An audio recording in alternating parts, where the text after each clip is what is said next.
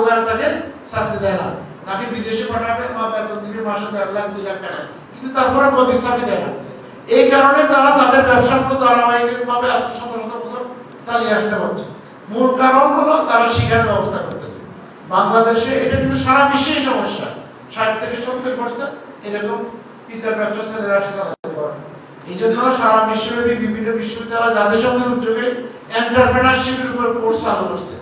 বাংলাদেশের ডেভেলপমেন্ট বিশ্ববিদ্যালয় এন্টারপ্রেনারশিপের উপর কোর্স চালু করছে। যারা আমাদের ছেলে মেয়ে, আপনাদের ছেলে মেয়েদেরকে বড় ব্যবসায়ী বানাতে চান, তাদেরকে এটা শেখাবে। বাংলাদেশে দেখেন সেরা ব্যবসায়ী 100 জন, আপনাদের এলাকায় সেরা ব্যবসায়ী বাংলাদেশের টপ 100 এর ভিতরে কেউ আছে? এই যে ফরিদপুরের বাদশা শিল্প গোষ্ঠী, উনি একজন এমপ্লয়ি ছিল। অনেকে বলে সে পাটের গুদামে এবং সুতার দোকানে সে একজন লেবার হিসেবে কাজ করছে। আর বাংলাদেশের টপ 100 এর ভিতরে একজন ধরে তার গত বছর প্রায় কালেকশন প্রায় 30 থেকে 35,000 কোটি টাকা। এই ফরিদপুর এলাকায় বাড়ে বাদশা শিল্প গোষ্ঠী বাদশা সাহেব। আপনারা তাইলে ওনার থেকে শিখেন। বাংলাদেশের সেরা 100 জনের ভিতরে 90 জনে দেখবেন এই পুঁজি থেকে, স্টাফ থেকে, কর্মচারী থেকে উঠে আসছে। কি দ্বিমত আছে? তাহলে আপনারা চাইলে এই দেশের সেরা ব্যবসায়ী হতে পারবেন নাকি? তাহলে পুঁজি বড় সমস্যা না, সমস্যা কি? দক্ষতা, এক্সপেরিয়েন্স। পৃথিবীতে এক্সপেরিয়েন্স কিনার কোনো দোকান আছে? আমরা টাকা দিলেও পারবেন না, এটা আপনার আমাকে অর্জন করতে হবে। এবং বাংলাদেশে আমাদের ব্যবসা মাইর খায় কেন? দেখেন আমাদের এলাকায় অনেকে আসে ছাত্র জীবন শেষ করে এমবিসি আছে না, এর 99% ফেল, কারণ সে না জানার কারণে পারে না। এই যে আমাদের বাংলাদেশের ডাক্তার আছে 1,25,000 উপরে, হার্টের অপারেশন করে মাত্র 15 থেকে 20 জন, এরকম না কাছে যাবেন। আমাকে দিলে তো আমার ছেলে মেয়ে আমাদের অপারেশন করবে না। পৃথিবীতে সম্পদের দেখেন আমেরিকার একটা গবেষণা 58% সম্পদ হলো নতুন ব্যবসায়ী যেটা, মাত্র 10% হলো পিতামাতা থেকে ছেলে মেয়ে বংশগত মেনটেন হয়, আর 30% হলো ছেলে ব্যবসা।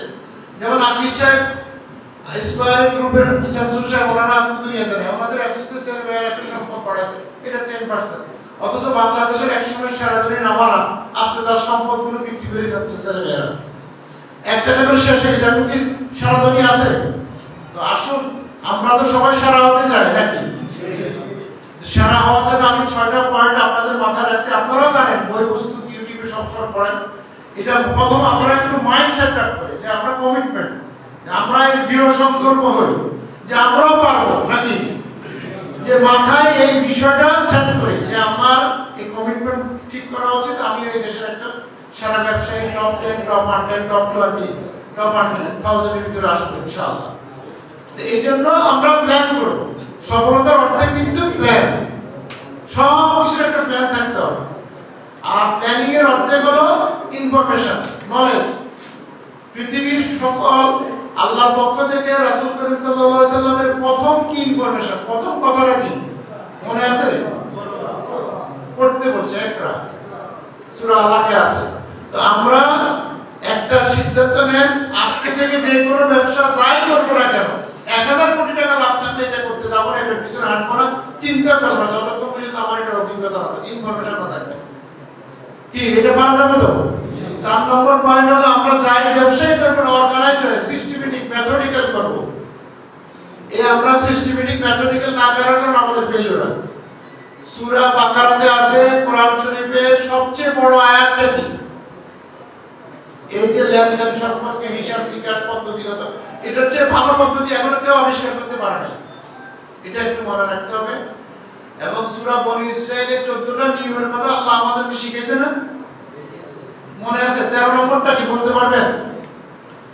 ওয়ালা তাকফু মা লাইসা লাকা বিহি ইলম, অর্থাৎ যে বিষয়ে আমার জ্ঞান নাই আমি সে কাজ করব না। আগে আজকে গিয়ে আমার পারলে সূরা বনী ইসরাঈলের 14টা নিয়মের কথা একবার পড়ে দেখেন। আল্লাহর কথা কোনো বিকল্প নেই, ইচ্ছে বিকল্প আবিষ্কার করতে। 5 নম্বর পয়েন্ট হলো আমরা পারলে উপকার করব, মানুষের ক্ষতি করব না। এটা বলা সহজ, করাটা কষ্ট নাকি? আমি যদি ক্ষতি নাই করি তাহলে আমি তো ফেল করবো না, দোষে তো যাবো না নাকি? বেহেশতে যেতে পারবো, পজিটিভ থাকবো। শেষ কথাটা 6 নম্বর হলো, আমি যে অবস্থা আজকে যেখানে যে অবস্থা আছে এখন, কারণ 1 মিনিটের পরে আমাদের কারো ভরসা নেই, আমি এই অবস্থায় সবসময় সুখে থাকার চেষ্টা করি, সন্তুষ্ট থাকার চেষ্টা করি। এটা সূরা মুলকের 20 এবং 21 নম্বর আয়াত আপনারা পড়ে দেখবেন। আল্লাহ বলছে দুনিয়ার সব মানুষ চাইলে আমাকে মারতে পারবে না, বাঁচা রাখতে পারবে না যদি আল্লাহ না চায়। আপনাদের কাছে ক্লিয়ার? এবং 21 নম্বর আয়াতে বলছে দুনিয়ার সব মানুষ চাইলে আমাকে 1 টাকা দিতে পারবে না, বন্ধ করতে পারবে না যদি আল্লাহ না চায়। তো আসুন আমরা সর্বাবস্থায় মহান আল্লাহর কাছে আবেদন করি, আল্লাহ যেন কাল কিয়ামতের ময়দানে আমাদেরকে একজন জান্নাতি ব্যক্তি হিসেবে একসাথে জান্নাতে থাকার সুযোগ দান করেন। আসসালামু আলাইকুম। সম্মানিত উপস্থিতি, ধন্যবাদ ডাক্তার আনারুল আজিমকে তার বক্তব্য রাখার জন্য। জীবনে যেখানে এসে তুমি থামবে সেখান থেকে তোমার ধ্বংস আরম্ভ, কারণ তুমি কেবল থামবে, অন্য কেউ থামবে না। সম্মানিত উপস্থিতি, এ পর্যায়ে আপনাদের সামনে একটি ইসলামী সঙ্গীত নিয়ে আসছেন জনাব মুফাসসির রহমান আনাস। মুফাসসির রহমান আনাস।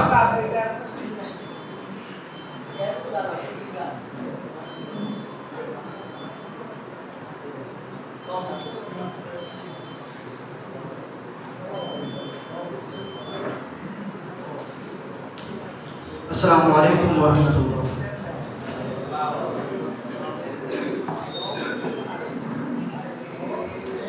জন্ম আমার নবীর যুগে হলে কেমন হতো, জন্ম আমার নবীর যুগে হলে কেমন হতো,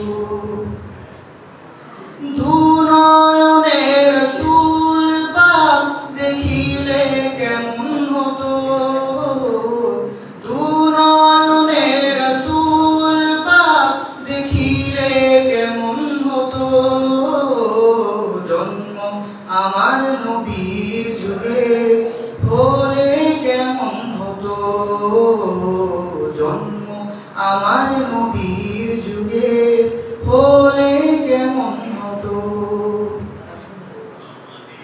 আসতো ভেসে হযরতে বিলালের মধুর আযান, যে আযানে ছিল এমন প্রেম মুগ্ধ রহমান। আসতো ভেসে হযরতে বিলালের মধুর আযান, যে আযানে ছিল এমন প্রেম মুগ্ধ রহমান।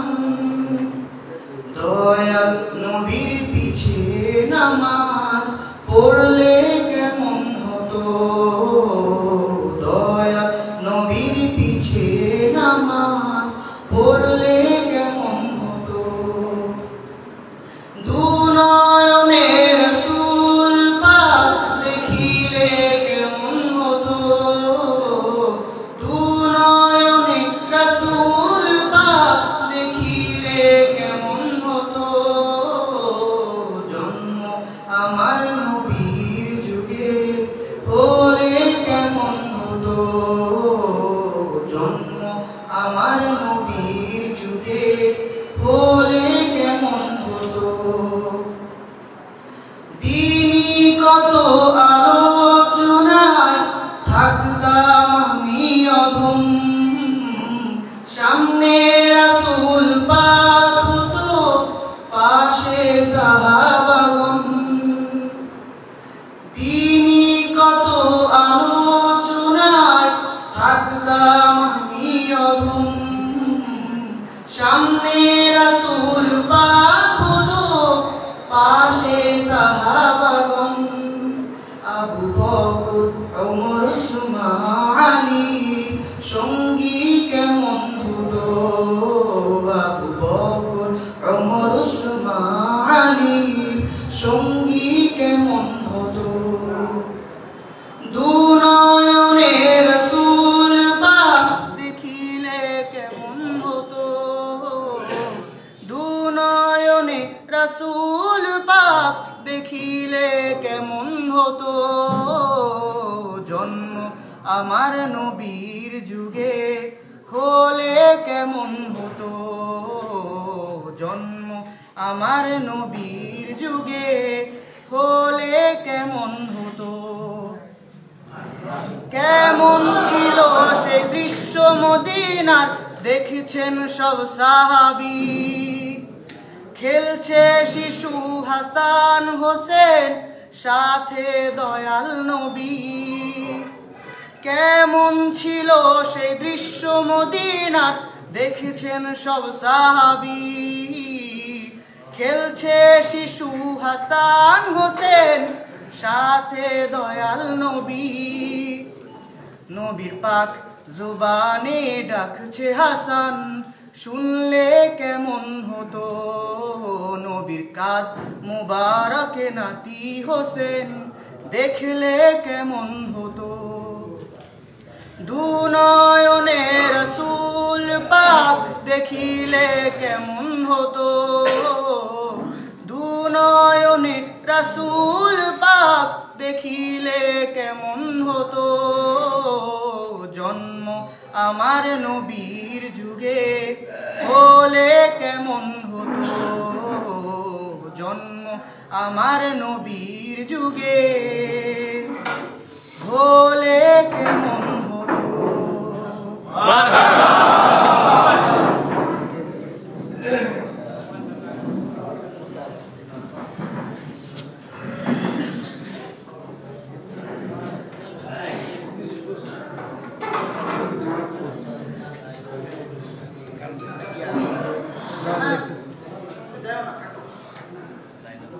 আসসালামু আলাইকুম।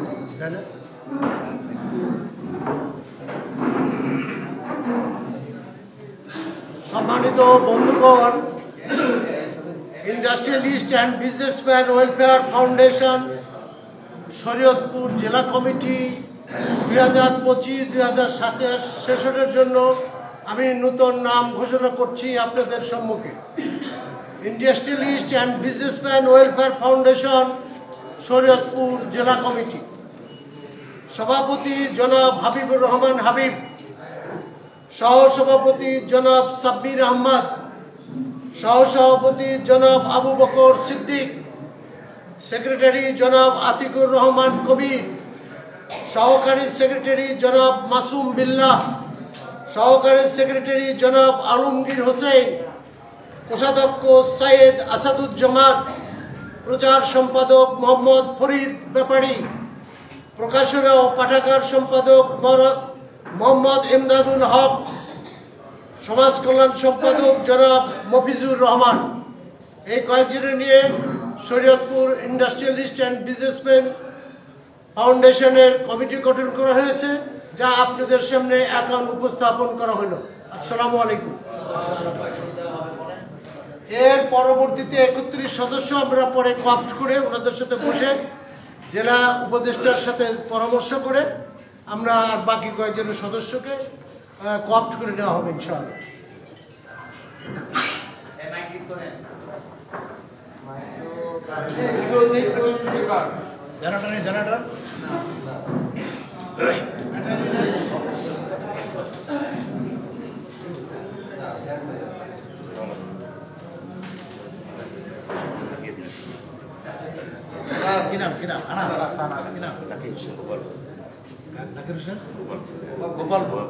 গোপালপুরের জাকির ভাই আনাসের সঙ্গীতে মুগ্ধ হয়ে 500 টাকা আনাসকে হাত দিয়ে দিলেন।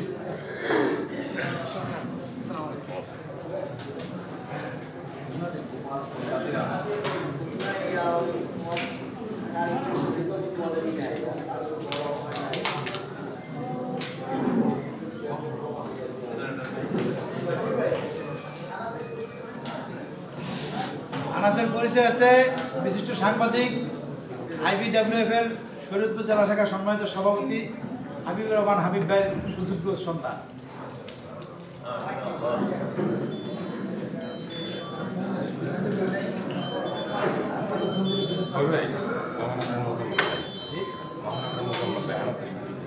গঙ্গানগরের বুঝানো ভাই খুশি আনাসের সঙ্গীতে আরো 500 টাকা গিফট দিলেন।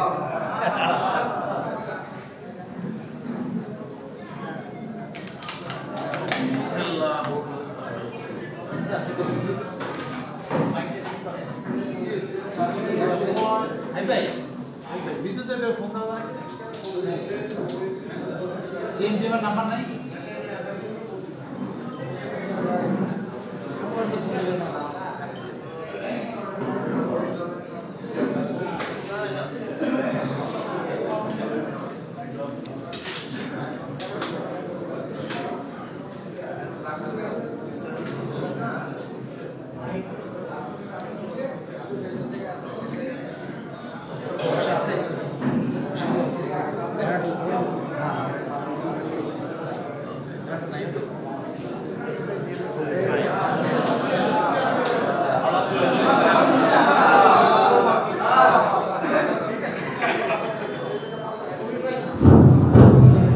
উপস্থিতি বিগত ফ্যাসিবাদী সরকারের সময় অর্থনীতিকে ধ্বংস করেছে, শিক্ষা ব্যবস্থাকে পঙ্গু করেছে, সমাজ ব্যবস্থাকে আস্থা করে নিক্ষেপ করে পালিয়ে দিয়েছে।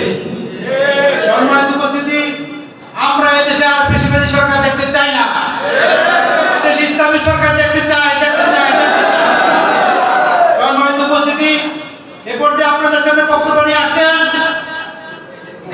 ইন্ডাস্ট্রিয়ালিস্ট অ্যান্ড বিজনেস ওয়েলফেয়ার ফাউন্ডেশনের সম্মানিত কেন্দ্রীয় সভাপতি, বিশিষ্ট সমাজসেবক জনাব মোহাম্মদ শহীদুল ইসলাম। প্রধান মেহমানকে তার বক্তব্য রাখার জন্য সবিনয় অনুরোধ করছি।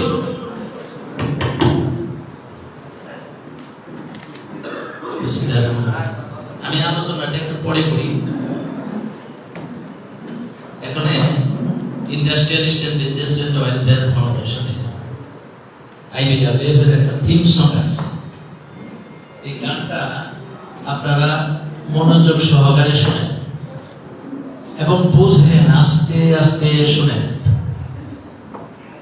এই গানটার ভিতরে আইবিডব্লিউএফ এর সমস্ত আইডিয়াটা দিয়ে দেওয়া হয়েছে। দেখেন,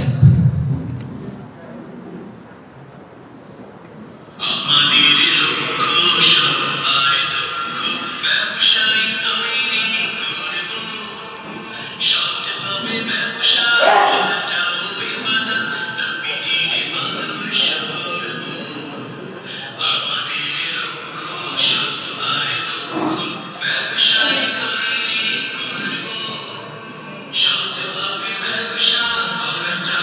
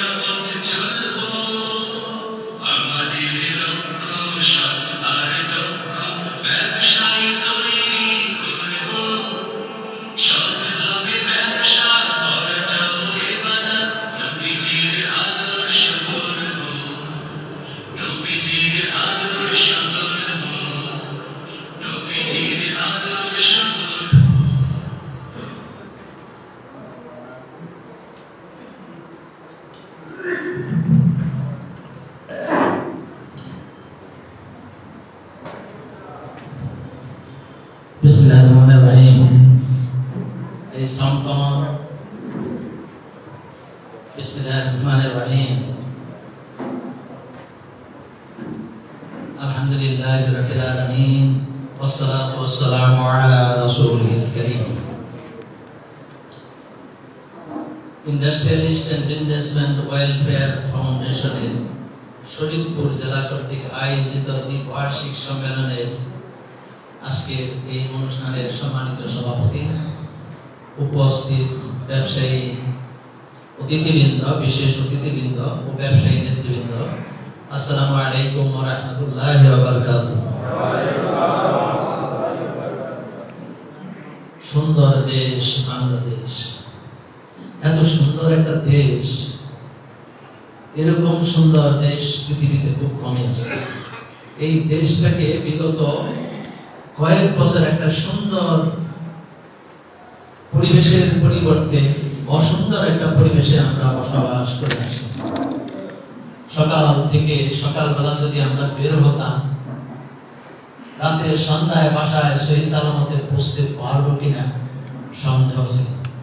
আল্লাহ রাব্বুল আলামিন মেহেরবানি করে আমাদেরকে 5 আগস্ট দান করেছেন। এই জন্য আমরা আল্লাহর শুকরিয়া আদায় করি, আলহামদুলিল্লাহ।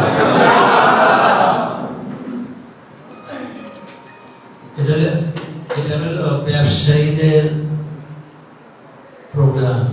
এখানে কিন্তু স্লোগান নেই। এখানে আমরা আসছি কি এটা আপনারা বুঝবেন। অনেকেই জানেন না, আসছেন যে অন্যান্য সময়ে এইভাবে একটা প্রোগ্রামের জন্য টাকা হয়, আপনারা চলে আসছেন। তাহলে আইবি ডেভেলপমেন্ট কি, কেন এটা সৃষ্টি হলো, এটা আমি একটু বলবো। এরপরে আপনারা এখানে আসছেন, কেন আসছেন, উদ্দেশ্য ছাড়া তো আসেন না, একটা উদ্দেশ্য আছে। আর আমরা ঢাকা থেকে আসছি, আমাদের একটা উদ্দেশ্য আছে, এগুলো আস্তে আস্তে আমি বর্ণনা করব। তার আগে একটু হাজিরা নেই। হাজিরা নেওয়ার আগে আমি সবাইকে অনুরোধ করবো, কেউ দাঁড়ায় থাকবেন না, বসে পড়বেন। টেলিফোন সবাই সাইলেন্ট করে দেবেন। টেলিফোন গুলো সব সাইলেন্ট করেন, যাতে করে আওয়াজ না হয়। এরপরে ঘোরাফেরা করবেন না, একজন আর একজনের সাথে কথা বলবেন না। মাত্র 1 ঘন্টার কম সময় আমাকে দেওয়া হয়েছে। আমি আসছি আপনাদের সাথে বক্তৃতা দেওয়ার জন্য না, গল্প গুজবের মাধ্যমে আমরা কি করব এই জিনিসগুলো বলার জন্য। তার আগে একটু হাজিরা নেই। এখানে দেখা যাচ্ছে 6টা আর 3টা 9টা এলাকার লোকজনরা আপনারা আসছেন। আপনি একটু নোট করবেন, একটু দাঁড়াইবেন আপনারা, আর ফটাফট করে ফেলবেন। হাজিরা হবে, ঠিক আছে? একজন করবেন। গোসাইরহাট, কে কে আসছেন দাঁড়ান। গোসাইরহাট উপজেলা, গোসাইরহাট উপজেলা করেন তো তাড়াতাড়ি। 12 জন ওই তো অধিকার। গোসাইরহাট পৌরসভা দাঁড়াবেন না, পৌরসভা না বসেন না, গোসাইরহাট, ঠিক আছে। এরপরে হলো দেখেন, কথা বলবেন না, কেউ কথা বলবেন না, বসেন আপনারা। এরপরে হলো দামোড্যা উপজেলা, এটা পৌরসভা না, দামোড্যা উপজেলা। কয়জন? 22 দেখেন, 22 জন। নড়িয়া, বসেন আপনারা, চটপট বসে পড়েন। নড়িয়া উপজেলা, নড়িয়া।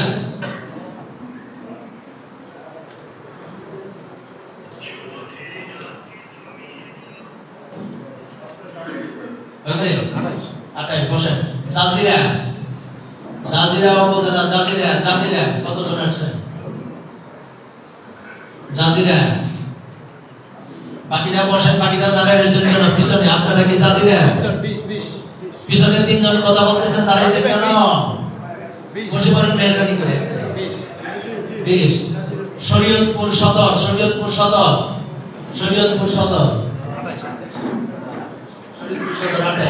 শরীয়তপুর সদর 28 দেখেন, বসেন বসেন। এবার হলো পৌরসভা 3টা, একটা হলো কুশাইরহাট।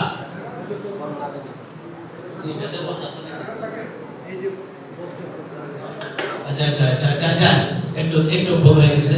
ভেদেরগঞ্জ উপজেলা, ভেদেরগঞ্জ উপজেলা, বলেন।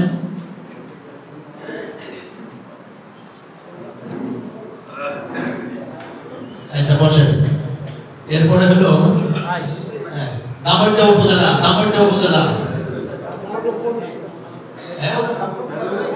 পৌরসভা, দামোড়িয়া পৌরসভা।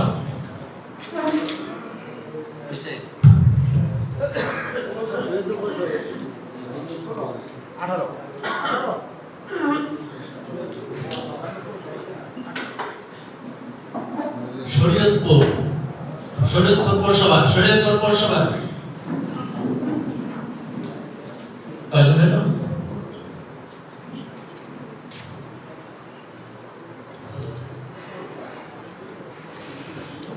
হয়েছে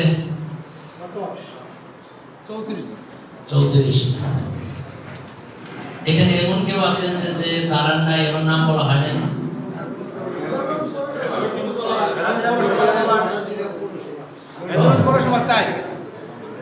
নড়িয়া পৌরসভা,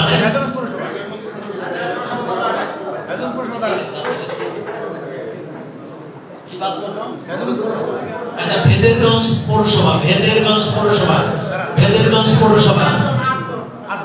8 জন।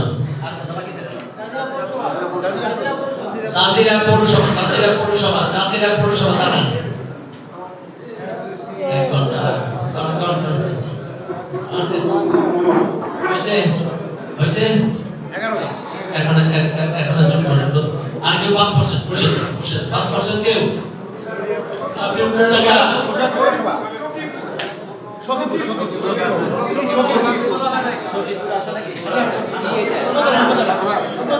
উপজেলা শফিপুর থানা কয়জন আছেন দাঁড়ান?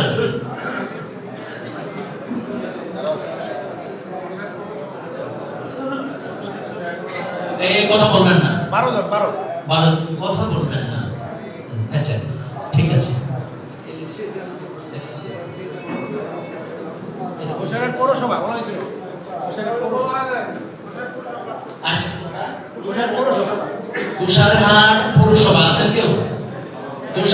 কুশাইরহাট পৌরসভা 1 জন আসছে, 2 জন। আচ্ছা বসেন, বাস ঠিক আছে, বসে পড়েন। নড়িয়া কি নড়িয়া পৌরসভা কে আছে? নড়িয়া পৌরসভা 3 জন। এটা কম আসলো কেন বলেন তো? কে যোগাযোগ করছেন? কম আসলো কেন? এটা পরে বলতে হবে। আচ্ছা ঠিক আছে, আমার ডাইন দিকে আপনারা দাঁড়া রয়েছেন কেন? আপনারা সবাই এখান থেকে সরে যান, বসেন তাড়াতাড়ি। আরে ভিডিও হলে পড়ে গেল। আমরা আসছি কি জন্য জানেন? টাকা পয়সা কোথায় আছে এই খোঁজার জন্য। মিডিয়ার নজর যদি লেখে ভালো সব পেল। এখানে বিভিন্ন রকমের এজেন্সির লোক আসছে এর ভিতরে, তারা দেখে যাক আমরা কি করবো। মিডিয়ার লোকরা দেখো আমরা কি করবো। বসে যান, দাঁড়িয়ে থাকবে না, বসে যান। আচ্ছা এখন আপনারা কথা বন্ধ করেন, আমি কথা শুরু করি। আওয়াজ করবেন না, চুপচাপ বসে থাকবেন, আমি কথা বলবো। আপনি বসে যান, দাঁড়িয়ে থাকবেন না, কেউ দাঁড়াইতে পারবেন না। আপনি বসে যান। আমি কিছু কথা বলবো, এই কথাগুলো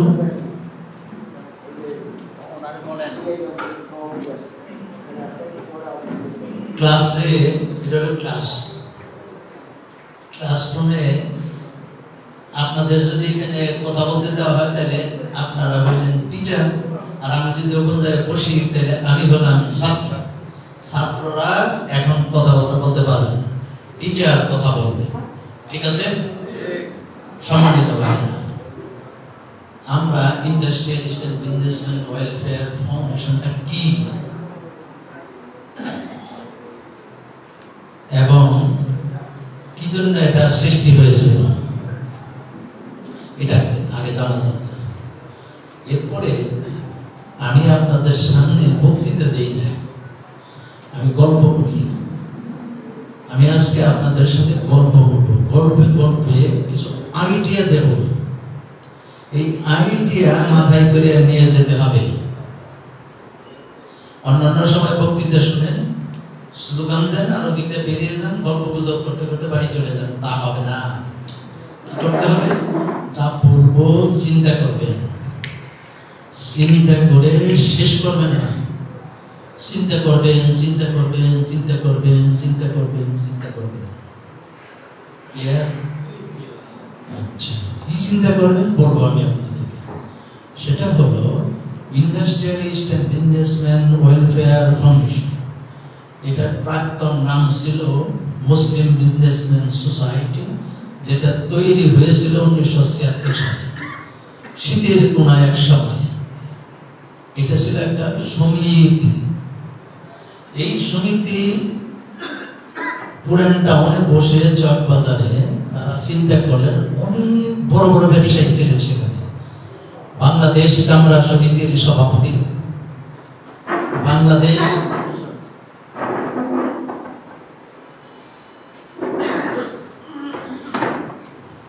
ছিলেন বাংলাদেশ চামড়া সমিতির সভাপতি, ছিলেন বাংলাদেশ লবণ সমিতির সভাপতি, ছিলেন আলাউদ্দিন সুইট মিলের মালিক মাহবুবুর রহমান সাহেব সহ 8 জন ব্যবসায়ী।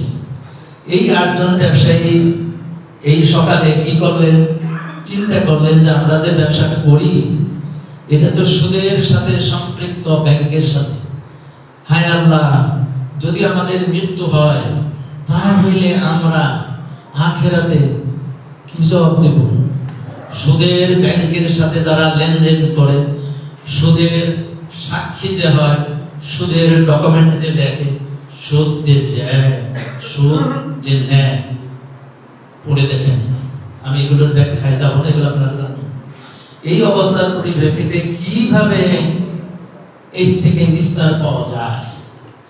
এরা এবং ঢাকা শহরে আরো সামান্য কয়েকজন ব্যবসায়ী এবং মগবাজারের লোক ছিলেন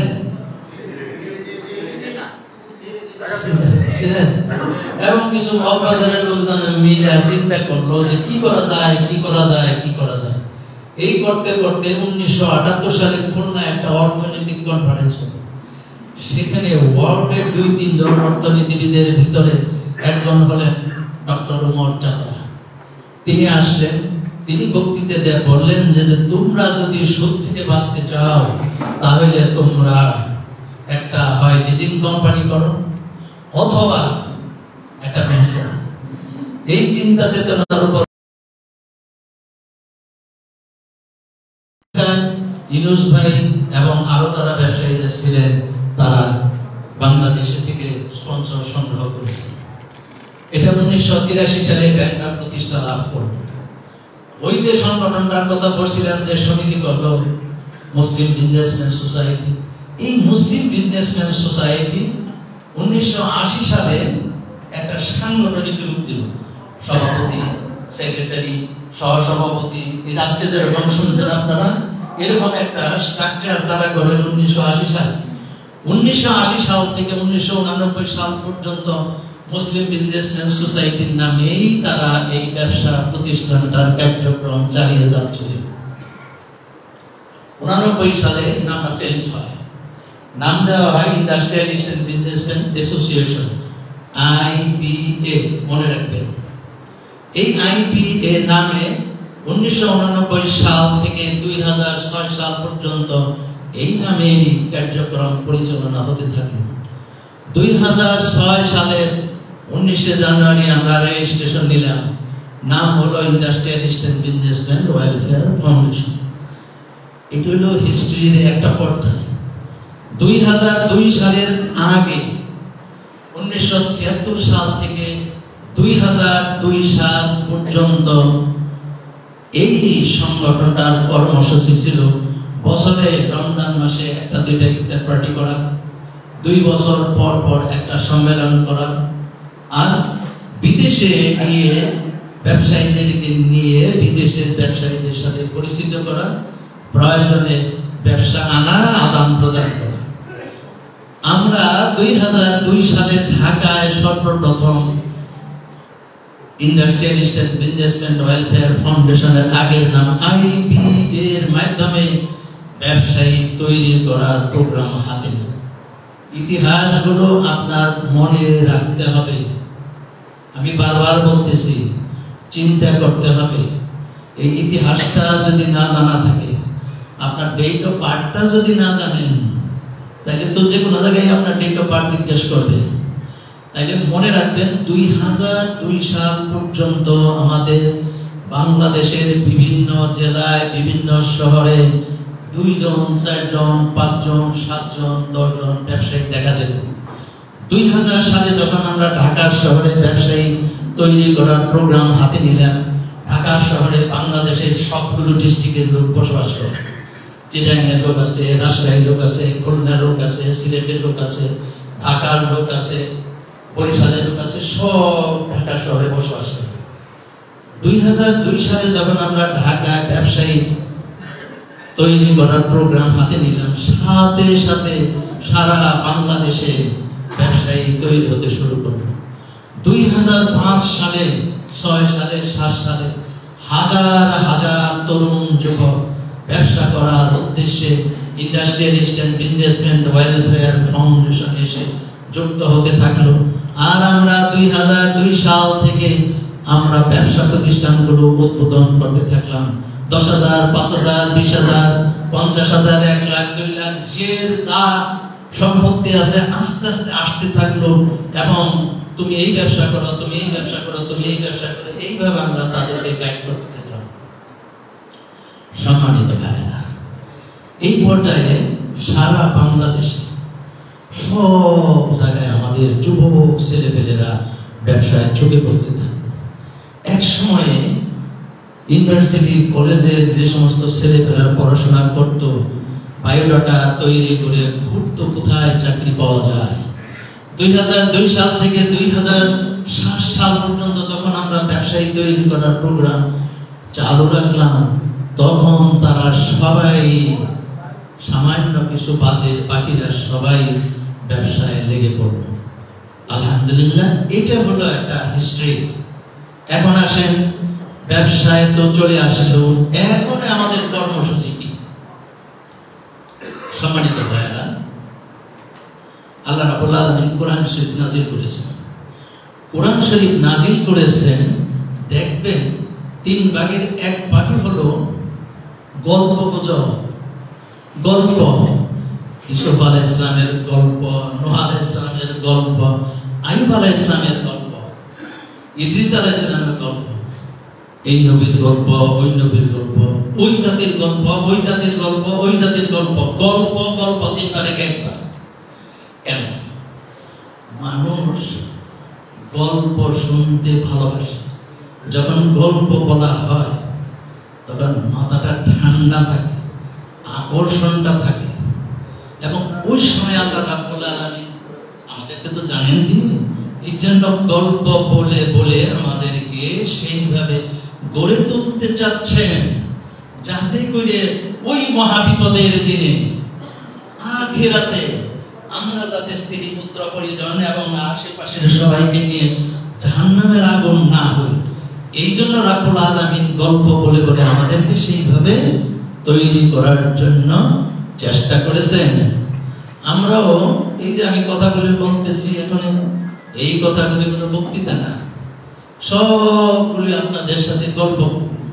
গল্পে গল্পে আমি কিছু আইডিয়া দেওয়ার চেষ্টা করব। এই আইডিয়ার উপরে ভিত্তি করে আপনাকে চিন্তা করতে হবে। সম্মানিত ভাইরা, একটা নীতি কথা বলে দিই, আগে দেখি আপনারা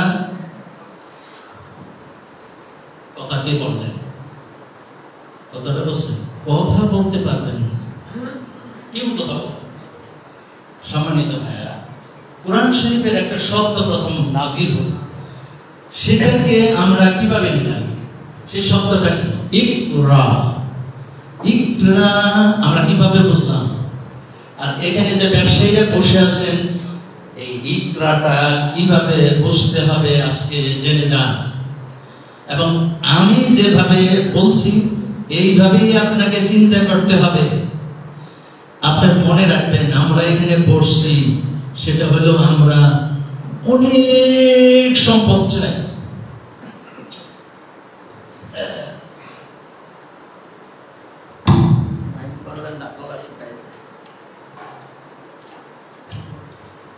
আমরা শুধু সম্পত্তি চাই, আমরা অনেক টাকা চাই আল্লাহর কাছে। কি পরিমাণ টাকা চাই আমি বলবো, আল্লাহ রাব্বুল আলামিন চাইলে পরে দিয়ে দেন। আচ্ছা, কিভাবে দেন ওই ফর্মুলাটা আজকে বলে দেব। ইকরা, ইকরাটা হলো পড়ো। তারপরে আমাদের মুরব্বীরা যারা, আমিও কত দশ দিচ্ছি, এটা আপনারা দিয়েছেন। ইকরা পড়ো এবং অর্থসহ পড়ো এবং আমল করো। ইকরাটার অর্থ হলো এই, বাচ্চা ছেলে যখন কোরআন শরীফ পড়া শিখে, ওই বাচ্চা ছেলে থেকে শুরু করে মৃত্যুর আগ পর্যন্ত এইভাবে অর্থ পড়ি আমরা। আজকে আমরা ওইভাবে অর্থ পড়ব না। আমরা ব্যবসায়ীরা ইনশাআল্লাহ তাআলা আমি যেভাবে বলছি এইভাবে প্রত্যেকেরই সেইভাবে পড়তে হবে। সেটা কি? সেটা হলো ইকরা, পড়ো।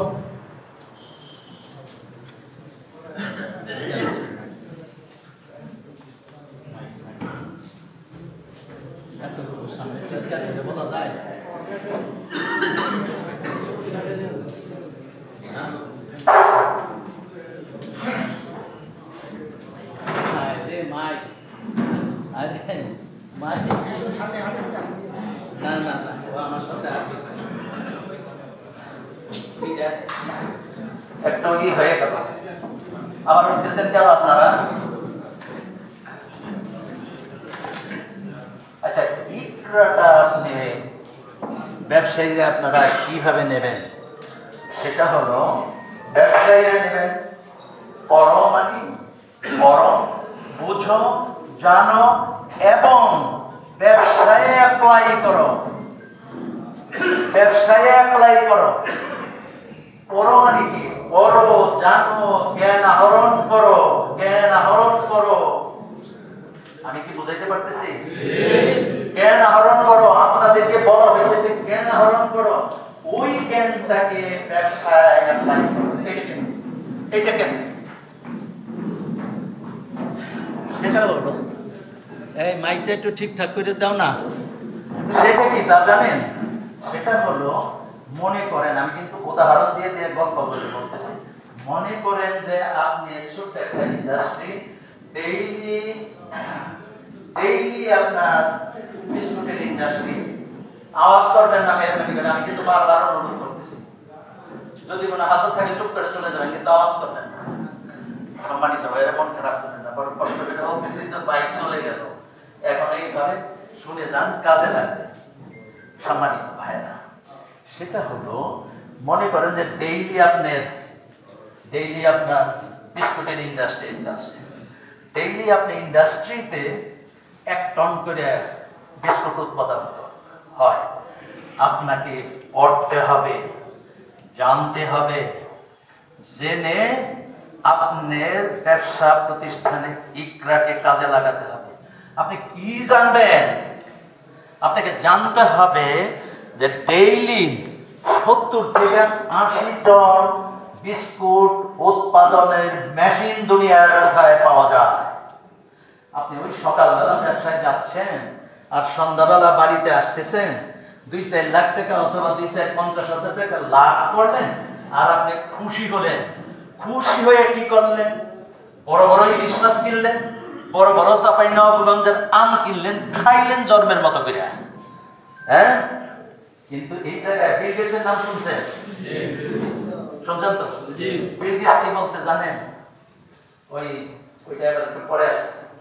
বিল গেটস বলছে যে কিছু সংখ্যক লোক আছে সারা জীবন ভর গরিব থাকে, আবার কিছু সংখ্যক লোক আছে সারা জীবন ভর মধ্যবিত্ত থাকে, আবার কিছু সংখ্যক লোক আছে সারা জীবন সে ধনী থাকে। তাহলে গরিব কারা? গরিব বলতে উনি ভিখারীদের বুঝান নাই, উনি বলছেন যে ছোটখাটো ব্যবসায়ী তারা গরিব, ছোটখাটো বড় যারা চাকরি করে তারা গরিব। কি হিসাবে গরিব? তারা যা রোজগার করে সুন্দরভাবে আরামে খেয়ে, এরা হলো গরিব। আর মধ্যবিত্তকে, মধ্যবিত্ত হলো যে রোজগার করে শান্তিতে খায় এবং একটা অংশ টাকা চুপচাপ কোথাও জমায় রাখে, জমায় রাখে, জমায় জমায়, এরা সারা জীবন মধ্যবিত্ত থাকে।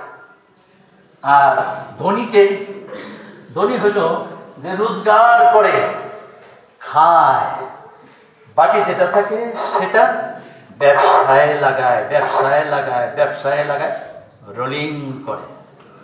সম্মানিত ভাইয়েরা, গ্রামীণ একটা কথা আছে আপনারা জেনেছেন, সেটা হলো যে জ্ঞান বাড়ে চর্চায়। এক জায়গায় বসবেন, আলোচনা করবেন, দর্শ শুনবেন, বক্তৃতা শুনবেন, প্রশ্ন করবেন, জানবেন, চর্চা। জ্ঞান বাড়ে চর্চা। আর অর্থ বাড়ে ইনভেস্টমেন্ট, অর্থ বাড়ে ইনভেস্টমেন্ট। এখন আমি যে কথাটা বলছিলাম যে আপনাকে পড়তে হবে, আপনাকে জানতে হবে দুনিয়ার কোথায় ভালো যন্ত্রপাতি আছে, কোথায় ভালো মাল আছে। মনে করেন একটা আপনি গম আনবেন, গম আপনি কোন জায়গায়, অস্ট্রেলিয়ার গম আনবেন না ব্রাজিলের গম আনবেন না অন্য কোনো দেশের আনবেন? আপনাকে জানতে হবে না ইটালির গম আনবেন না আপনি কোথায় তার দিকেও গম আছে, আপনি কোন জায়গার গম আনবেন আপনাকে পড়তে হবে, ইকরা করতে হবে, বুঝতে হবে, জানতে হবে, ব্যবসায় অ্যাপ্লাই করতে হবে। সারা জীবন ভর ওই যে আপনি রোজগার করছেন এই 5 লাখ টাকার থেকে 25 বছর ব্যবসা বাণিজ্য করার পর এখন আপনার টাকা হয়েছে 25 লাখ, 30 লাখ, 40 লাখ, 50 লাখ। আপনি খুব খুশি, বউকে জামা কাপড় কিনে দিতেছেন, নিজে কিনতেছেন, ছেলে মেয়েকে দিতেছেন, পড়তেছেন, পেতে না, আমরা আপনার প্রতি সন্তুষ্ট না। সারা জীবন ভর অন্যেরা যদি ব্যবসা করে যদি 27-28টা ইন্ডাস্ট্রি রেখে যেতে পারে তাহলে আপনি পারবেন না কেন? তারা যদি শত শত কোটি টাকার মালিক হতে পারে, হাজার হাজার কোটি টাকার মালিক হতে পারে, তাহলে আপনি হতে পারবেন না কেন? এটা আপনি চিন্তা করেন। আপনি কি করেন জানেন? আপনি কুইডা বুঝেন? রাগ করলেন আপনি অলস, আপনাকে আমরা অলস থাকতে দেব না। আজকে থেকে কল্পনাও করতে পারবেন না আগামী 5, 6, 7 মাস পরে যখন আসবো একটারে ধরবো আমি, কয় টাকা হয়েছে না কি করতেছি। ঢাকায় একটা এখন থেকে বেশ কয়েক বছর আগে আপনাদের মতো সবে মাত্র 2005 সালের কথা, 2002 সাল থেকে কিছু ব্যবসায়ী এগিয়ে আসছে, এদেরকে ডাকলাম, ডেকে তাদেরকে বললাম, আরো অনেক বড় কথা বলেছি, 2-3টা কথা আপনাদেরকে বলি। সেটা হলো, একটা কথা বললাম যে এই যে দেখো এখানে 2টা টাকা আছে, এই যে 2টা টাকা উপরে আছে, এখানে কোনো মই নাই, লাভালাভি করলেও পারা যাবে না। তখন কি বললাম জানেন? দেখো গাফিলতি করবা না, মই নাই তাহলে কি করবা, আসো, আমি তোমাদের সভাপতি, আমার কান্দে উঠো, আসো, ওই 2 টাকা নিতে হবে তোমাদের। এই 2 টাকাই আমরা ইনভেস্টমেন্ট করব। জানেন সেই 2 টাকা 2000 সালে এই কি করে এটা সাতক্ষীরার একজন 2 টাকা ক্যাপিটাল দিয়ে বর্তমানে তার 9 কোটি টাকা ক্যাপিটাল হয়েছে। আলহামদুলিল্লাহ। তাদেরকে টাকার ওই অনুষ্ঠানে বললাম, দেখো পরিশ্রম করো, পরিশ্রম করো, গাফিলতি করো না। অনেক পিছনে পড়ে গেছি আমরা, জানেন, অনেক পিছনে পড়ে গেছি। এখন যদি আপনারা সজাগ না হন, আপনারা যদি অ্যাক্টিভ না হন, তাহলে তো আমরা পিছিয়ে পড়ে যাব, মগবাজার পিছিয়ে পড়ে যাবে। সম্মানিত ভাইরা, তাদেরকে বললাম যে সকাল থেকে শুরু করে রাত 11টা পর্যন্ত যদি কাউকে দেখি বিছানায় শুয়েছ, তাহলে আমি লাঠি নিয়ে দৌড়াইতে থাকবো। যদি আমার কানে আসে কেউ দুপুরবেলা ঘুমাইছ, লাঠি নিয়ে দৌড়াইতে থাকবো। যতক্ষণ পর্যন্ত আমার এই লাঠি তোমার পিঠে না পড়বে, ততক্ষণ দৌড়াইতেই থাকবো। হুঁশিয়ার, রেস্ট হবে 65 বছর বয়সের পরে, রেস্ট হবে 65 বছরের বয়সের পরে।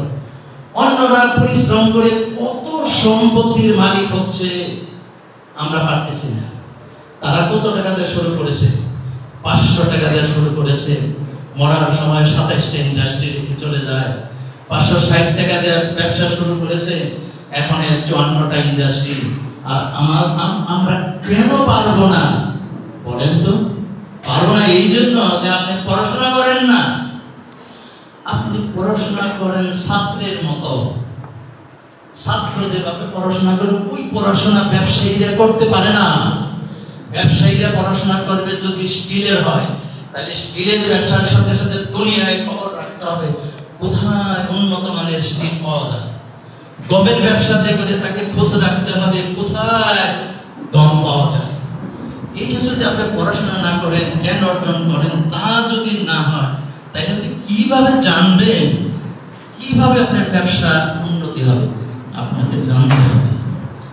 এই জানার জন্য কলেজ ইউনিভার্সিটি এই কথা বলেন না, কলেজ ইউনিভার্সিটি পড়তে হবে। আপনাদের এই এলাকার ওই মাঝে মাঝে আমরা বাইরে রেফারেন্স দেন, এক ভদ্রলোক, তিনি বাচ্চা ভাই, সবাই চিনেন বোধহয় আপনারা, দেখেন তার অবস্থাটা, অত শিক্ষিত না। আমি এক ব্যবসায়ীর কথা জানি, এই বোধহয় 3-5 পর্যন্ত পড়ছে, 3-5 পর্যন্ত পড়ছে। এই যে আমি হাঁটতেছি না, পরে যদি এখান থেকে বলেন যে আপনি একটু হাইটা যান, ও হাঁটতে থাকবে, আপনি টেরও করতে পারবেন না যে ও টাইমে যেতেছে না পায়ে যেতেছে, টাইমে যেতেছে না পায়ে যেতেছে, মনে হয় যাইতেছে। কিন্তু সে কি করলো দেখেন, পড়তে হবে, জানতে হবে, অ্যাপ্লাই করতে হবে ব্যবসায়। সে কি করলো? সে এই ওষুধের এরকম শিশি আছে, আরো ছোট ছোট শিশি আছে, সে ব্যবসা ভালোই করতেছে। তারপরেও তাকে আরো বড় হতে হবে, আমি তাকে সাপোর্ট। তারপরে সে কি করলো, এই শিশি বাংলাদেশে উন্নত মানের শিশিগুলি জোগাড় করে সে চীনে চলে গেল। চীনে গিয়ে বাংলাদেশিরা আছে না, চীনের ভাষা ওদের এখন জোগাড় করে সেই ইন্ডাস্ট্রিতে চলে গেল, যে ইন্ডাস্ট্রি থেকে বাংলাদেশে মেশিন আনছে। সেখানে গিয়ে সেই মেশিন ফ্যাক্টরিতে যাইয়া কন্ট্রাক্ট করে, এরপর শেষে তার সাথে কন্ট্রাক্ট করে 6 মাস এখানে শিখিয়ে দেবে, কত টাকা দেবে, 8 এবং 3-4 পর্যন্ত পড়াশোনা করেছে। আপনি এমনি পাস করেছেন, এটার ব্যবসায়ী সেক্টর আপনার কোনো মনে নাই। আপনার ক্লাস 3 লোক দরকার, 4 লোক দরকার, 8 লোক দরকার, যারা পড়বে, জানবে এবং ব্যবসায় অ্যাপ্লাই করবে। জিনিসটাকে বুঝাইতে পারলাম আমি?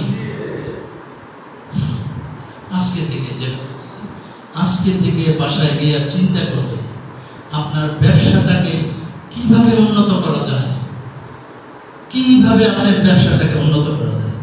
অভিভাবক হিসাবে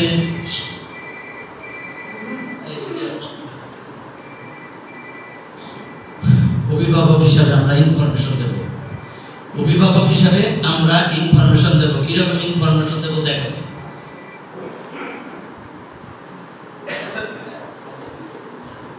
ইনফরমেশন দেব। কিভাবে ইনফরমেশন দেব? ইনফরমেশন দেব এই যে দেখেন, আমরা এই 5ই আগস্টের পরে টার্কি থেকে ওরা যোগাযোগ করতেছে, আমাদেরকে 100 সদস্য চেয়েছে যারা ব্যবসা বাণিজ্য করে উন্নত মানের। মনে করেন লিফট আনতে যাবে, লিফট ব্যবসা করে। এখন ওরা ওখানে হয় কি, ইন্টারন্যাশনাল বিজনেসগুলো এইভাবে হয়, B2B, বিজনেসম্যান, ওদের বিজনেসম্যান, আমাদের বিজনেসম্যান পাশাপাশি বসে, হয় বাংলাদেশে না হয় অন্য কোনো দেশে বসে মনে করেন লিফট অথবা গম অথবা যে কোনো একটা আইটেম পাশাপাশি বসবে, বসে সুবিধা অসুবিধা কিনা সামনাসামনি আলোচনা করবে, ফ্রি হ্যান্ড।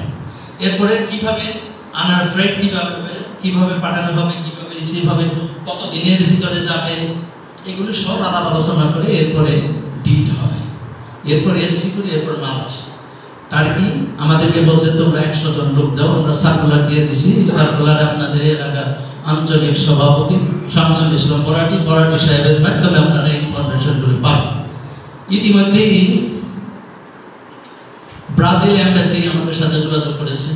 ব্রাজিলের গম, ব্রাজিলের চিনি, ব্রাজিলের তেল, বহু জিনিস ব্রাজিল থেকে আসে। তারা শুনতে পারছে যে একদম ব্যবসায়ী সৎভাবে ব্যবসা করবে, সুন্দরভাবে ব্যবসা করবে। আবার ওই দিক দিয়ে আরো অন্য কয়েক দেশ থেকে যোগাযোগ করতেছে। এগুলো আমরা কি করি? এগুলো আমরা প্রিজার্ভ করি, আপনাদের ডাটা সংগ্রহ করি, আঞ্চলিক সভাপতির মাধ্যমে পাঠাই। আঞ্চলিক সভাপতি আপনাদের জেলায় পাঠাবে, পাঠালে পর আপনারা যারা যারা এই ব্যাপারে ইন্টারেস্টে, যারা যারা এই ব্যবসা করেন তারা যোগাযোগ করবেন। আমরা এর আগে আমরা টোটাল আমরা বিদেশে সফর করেছি 17টায় পর্যন্ত। ইউনুস ভাইয়ের মাধ্যমে সফর করেছে 4টি। ইউনুস ভাই যখন অর্গানাইজার ছিলেন এবং নাসির ভাই, আবু নাসির মোহাম্মদ আব্দুল জাহের ভাই যখন সভাপতি ছিলেন তখন 5 জায়গায় সফর করা হয়েছে। আর বাকিগুলো সবই আমার নেতৃত্বে সফর হয়েছে। আমরা এই সফরগুলোতে কি করি?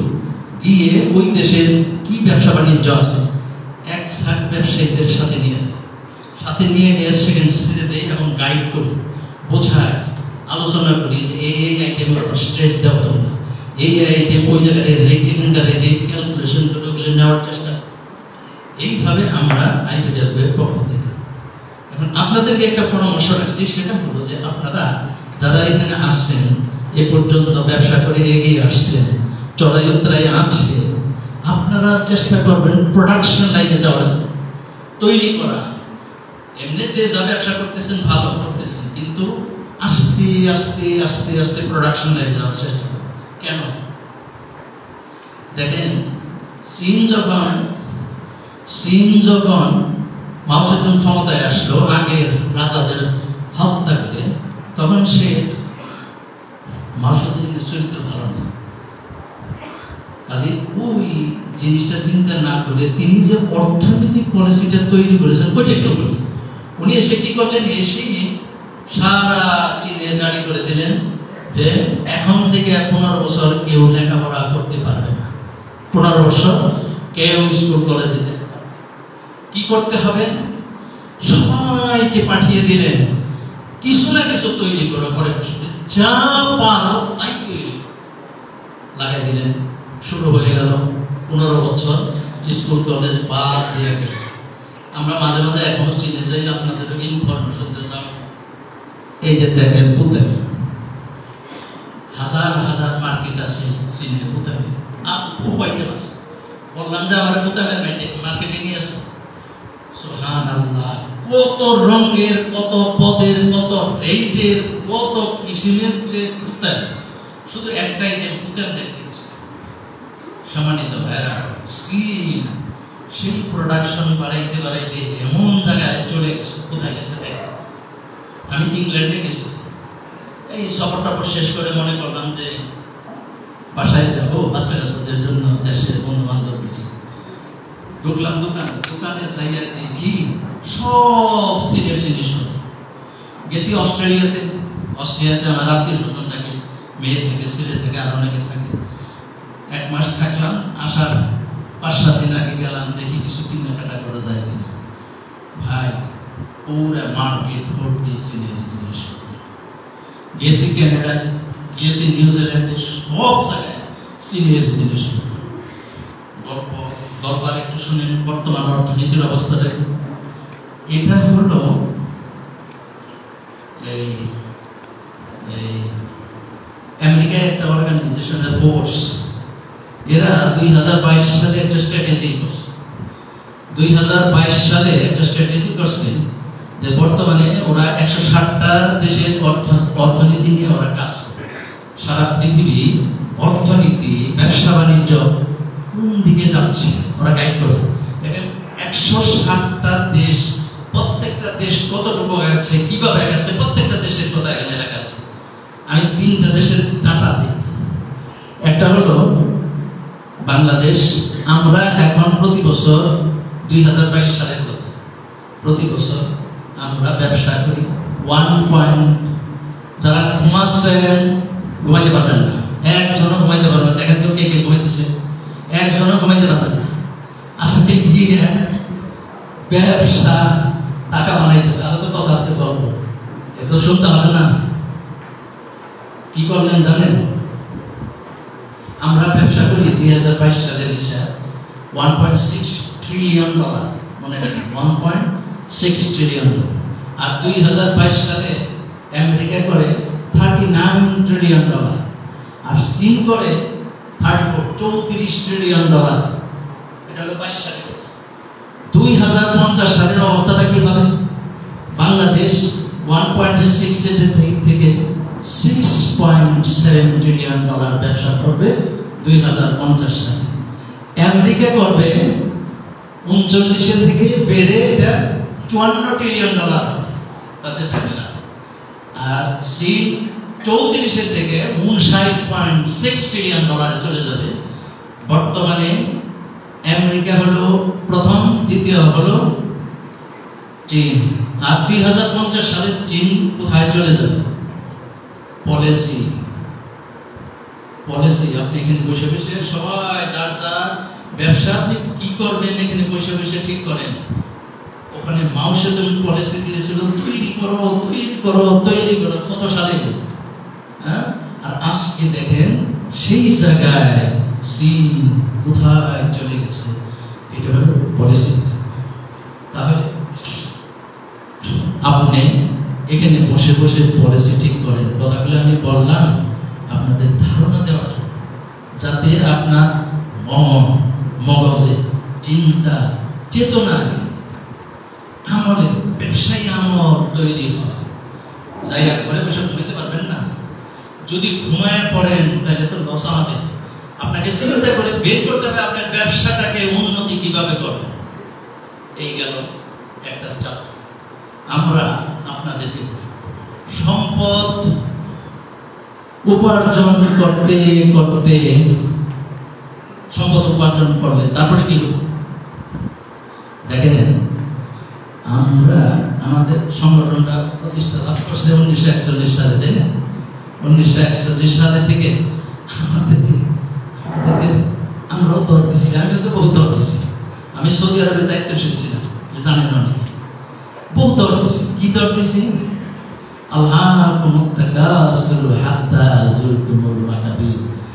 পয়সা বেশি চাই না। এখানে বলা হয়েছে যে এরা চায় টাকা চায়, পয়সা চায়, শেষ নাই আত্মারায়, শেষ পর্যন্ত কবরে মাটি। এটা তো আমাদের জন্য না, এটা বলে নাই। আরে আমরা দান সৎকার করি, এটা আমাদের জন্য হবে কেন? ওইটা যদি হইতো তাহলে আব্দুর রহমান ইবনে আউফ সহ হযরত উমরের সময় 26 জন মাল্টিমিলিয়ন অবস্থা কি হইতো? আমরা ভুল করে ফেলেছি বুঝতে। ওইটা হইলো যারা দান সৎকার, ওইটা হলো তাদের জন্য, আমার আপনার জন্য না। আচ্ছা, হযরত উসমানের কত সম্পদ ছিল? একজন খোলাফায়ে রাশিদ, তাহলে তার অবস্থাটা যদি এরকম কিন্তু না। এই লোকগুলো এখানে আমার সামনে, আমি সহ যারা বসে এসে রোজগার হলে আমরা কি করব? দিনের বেলা সারাদিন রোজগার করব, রাতের বেলা গিয়ে আব্দুর রব্বাইয়ের সাথে দেখা করে যা করার করে আসবো, পারবেন না? বুঝছেন? দিনের বেলা রোজগার করবেন, সন্ধ্যাবেলা ওনার সাথে দেখা করে আপনি ইনকামের দিয়ে আসবেন কিছু। এটাই হলো দান। এখন আসেন, এই টাকা পয়সা হইলে পরে টাকা পয়সা কিভাবে ইউটিলাইজ হবে একটু বলবো। একবার হযরত উমরের সময় দুর্ভিক্ষতা কাটে। ওই সময় হযরত উসমান বিদেশ থেকে অনেক গম, খাদ্য, শস্য ইম্পোর্ট করে এনেছেন। এই খবরটা শুনে আব্দুর রহমান ইবনে আউফ এবং আরো বড় বড় ব্যবসায়ী চারজনের সাথে নিয়ে চিন্তা করলেন যে উনি ইম্পোর্ট করে মালগুলো আনছেন, আমরা একসঙ্গে পাইকারি কিনে নিয়ে আসি, এরপর আমরা আস্তে আস্তে বেঁচে লাভ। তো চারজনে গেছে, যাই আয়েশা নামাজের পর বসছে যে উসমান, তুমি যে মালগুলো বিদেশ থেকে ইম্পোর্ট করে খাদ্যশস্যগুলো আনছো, ওই খাদ্যশস্যগুলো আমরা কিনে নিতে চাই। ঠিক আছে, বসো। বসছে, প্রস্তাব দিচ্ছে যে তুমি যে দামটা কিনে আনছো 1 টাকাতে কিনে না ফেলে তোমার 2 টাকা দেবো। হযরত ওসমান বলেন যে তোমরা যে প্রস্তাব দিচ্ছ যে আমার এই মাল পাইকারি যে কিনে নিতে চায়, সে তো এর থেকে অনেক বেশি দিতে চায়। আব্দুর রহমান ইবনে আউফ বলেন যে ঠিক আছে, একটাতে কিনে নিয়ে আসছো 3 টাকা দেই। হযরত ওসমান বলেন যে আমার যে কাস্টমার কিনতে চায় সে তো আরো বেশি দেয়। হযরত আব্দুর রহমান ইবনে আউফ বলেন যে ঠিক আছে, 1 টাকাতে কিনে আনছো 4 টাকা দেই। হযরত ওসমান বলেন যে আমার যে কাস্টমার সে তো এর থেকে বেশি দেয়, দিতে চায়। তখন আব্দুর রহমান ইবনে আউফ চিন্তা করলেন যে এখানে আরো 4 জন আছে, এই জামাল আনছে, আমরাই অনেক দাম করছি। তখন বলছে যে ওসমান, যে মাল তুমি আনছো, মদিনা শরীফে আমাদের এই 5 জনের চেয়ে বড় ব্যবসায়ী আর মদিনাতে নাই, কে তোমাকে এরকম এর থেকে বেশি দিতে চাইল? হযরত ওসমান বললেন যে চ্যালেঞ্জ দিয়েছো, চ্যালেঞ্জ আমি গ্রহণ করলাম। দেখতে চাও কোন কাস্টমার আমার কাছ থেকে এর চেয়ে বেশি টাকাতে কিনে নেয়? বলে যে দেখাও। হযরত ওসমান রাদিয়াল্লাহু তাআলা ম্যানেজারকে ডাকলেন, ম্যানেজারকে ডেকে বললেন, ম্যানেজার, দুর্ভিক্ষ চলছে রাষ্ট্রে, আমার খাদ্য গোদামে যত খাদ্য আছে সব বাইতুল মালে জমা করে দাও। পয়সা হলে কি করবে? কি করবে? বোঝা যাইতেছে কিটা করবে। 2টা গল্প বরকতের জন্য। আমি আসছি আপনাদের টাকা পয়সা কিভাবে পাবে এবং কথাগুলো শোনানোর জন্য। দেখেন, এক সাহাবী আসছে, সাহাবী এসে বলে যে ইয়া রাসূলুল্লাহ, আমারে কি করেন, আমার ব্যবসায় যাতে অনেক বরকত হয়, আমার যাতে অনেক লাভ হয়, এই ব্যবস্থা করে দেন। রাসূলুল্লাহ সাল্লাল্লাহু আলাইহি ওয়াসাল্লাম কোনো কথাবার্তা বলেন। সাহাবী মনে করলেন বোধহয় আমার কথাটা ভালো করে রাসূলুল্লাহ শুনে দুইটা আবার এদিকে এসে বলতেছে, ইয়া রাসূলুল্লাহ, আমার সম্পদ বাড়ার দোয়া করে দেন। রাসূলুল্লাহ সাল্লাল্লাহু আলাইহি ওয়াসাল্লাম কোনো জবাব দিতেছে না। এইবার সাহাবী মনে করলো বোধহয় ভালো করে শুনেন না, এইবার ভালো করে বসে, ইয়া রাসূলুল্লাহ, আপনি আমার বরকতের জন্য, সম্পদ বাড়ার জন্য দোয়া করে দিলেন। 2 বার চেষ্টা করছেন অ্যাভয়েড করার জন্য, 2 বার চেষ্টা করছেন অ্যাভয়েড করে, এবার বলে দোয়া করে দিলেন। রাসূলুল্লাহ সাল্লাল্লাহু আলাইহি ওয়াসাল্লামের মসজিদে আমি একটা উদাহরণ দিতেছি। এখন ওনার গবাদি পশু ছিল, গবাদি পশু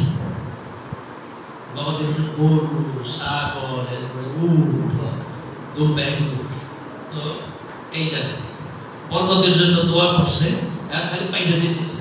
এখন ওখান থেকে এখানে আসলে অনেক জায়গা নিয়ে ই করলো। এখন এত ব্যস্ত এগুলো নিয়ে ওই ফজরের নামাজটা শুয়ে গেল। এমন বরকত হইলো, হইতে এটা আপনি বললেন হাদিস পড়তে তো বহু দূরে এখন যেতে হলে এখনো জায়গা হয় না, আরো দূরে যেতে হবে। এরপরে একদিন রাসূলুল্লাহ সাল্লাল্লাহু আলাইহি ওয়াসাল্লাম তাকে দেখলেন যে ওই সাহাবী কিন্তু মসজিদে দেখা যাচ্ছে। সম্মানিত ভাইরা, আমাদের সম্পদ হোক, আল্লাহ তুমি আমাদের সম্পদ দাও, এই দোয়াটা করবেন। হযরত উসমানের মতো আত্মা সহ আমাদের সম্পদ দাও, আমাদের সম্পদ দাও, হযরত উসমানের মতো আত্মা সহ সম্পদ হইতে হইতে আপনাদেরকে আমরা জাহান্নামের লাকড়ি বানাবো, এই নিয়ে যাতে এই কোন শব্দ যাতে আমাদের মুখ দিয়ে এরকম ভাবে বের না হয়, আল্লাহ তুমি আমাদের হেফাজত করো।